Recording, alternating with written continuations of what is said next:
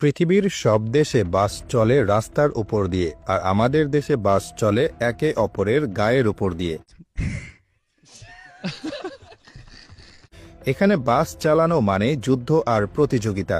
এদেশে নতুন ঝকঝকে একটা বাস রাস্তায় দেখলে অভিজ্ঞ ড্রাইভাররা করুণার চোখে তাকান, কারণ বাসের গায়ে ঘষা খাওয়ার দাগ, টোল খাওয়া বডি না হলে সেই বাস কোনো জাতের মধ্যেই পড়ে না। আর সেই গাড়ির ড্রাইভারের এখনো কোনো অভিজ্ঞতাই হয়নি। এদেশে কোন চালক কত অভিজ্ঞ তা বোঝা যায় তার বাসের গায়ে কতগুলো দাগ আছে তা দেখে। যে বাসের গায়ে যত বেশি দাগ, সেই চালক তত বড় উস্তাদ। প্রতিটি দাগের পেছনে আছে এক একটি বীরত্ব গাথা।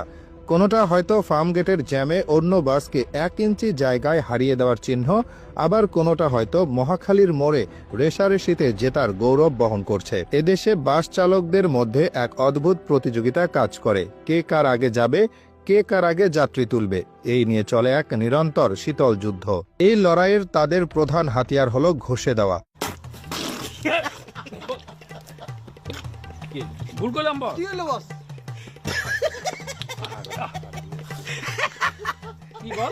দুটো বাসের মধ্যে যখন এক সুতার ব্যবধানও থাকে না, তখন আমাদের দেশের চালকেরা সেখান দিয়ে গাড়ি চালিয়ে দেন।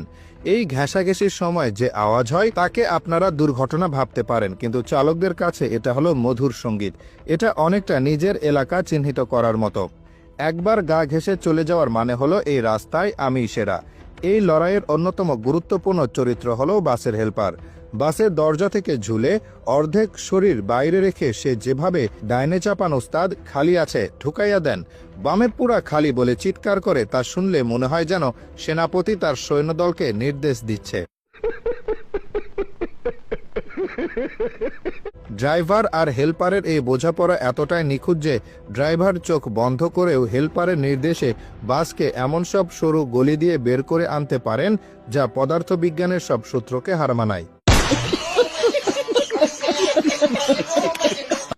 আর যাত্রীরা, তারা এই মহাবিপর্যয়ের নীরব দর্শক। এদেশে লোকাল বাসে চড়ার অভিজ্ঞতা অনেকটা রোলার কোস্টারে চড়ার মতো, তবে এখানে কোনো সিট বেল্ট থাকে না।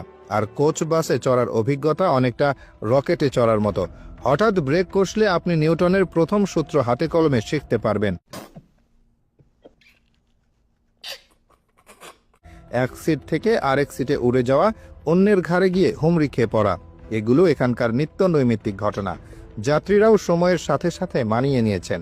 এখন আর তারা চমকে যান না, বরং শক্ত করে কিছু একটা ধরে বানরের মতো ঝুলে থাকেন আর মনে মনে দোয়া দুরুদ পড়তে থাকেন।